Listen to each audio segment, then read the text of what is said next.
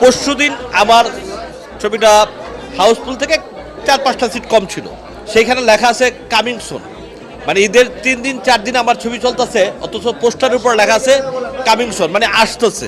এই coming soon দেখে কতগুলো দর্শক তো ফেরত গেছে। এইটা আমি ওইখানে বসে প্রতিবাদ করছি, আর প্রতিবাদ করাতে আজকেও আমার হাউসফুল ছবি থাকতো, সেই ছবি নেমে গেছে। অন্যায়ের প্রতিবাদ কি করা যাবে না? আমি জাস্ট খালি এটুকু বলছি ওনাদেরকে ফোন দিয়ে যে আপনারা কামিং সুনটা লাগা রাখলেন, 3 দিন 4 দিন আমার ছবিটা চলতেছে, তারপরের দিনে আমার ছবিটা নাই, এবং বলতেছে যে আপনার ছবি। আমি কই আপনার যদি আজকে হাউসফুল না থাকে, আপনার সমস্ত টিকিটের দায়িত্ব নিলাম আমি, আপনারা শো দিবেন না কেন? তাদের ইচ্ছা, তাদের ঘর, তাদের বাড়ি, তাদের সব কিছু তারা দিবে না। এই জন্য অন্যায়ের প্রতিবাদ আসলে করা যায় না। কথা বলি, কথা অনেকের সহ্য হয় না, যে কারণে নেমে গেছে। ড্রাগল ছবিটা আমার কাছে সত্যি ভালো লাগছে।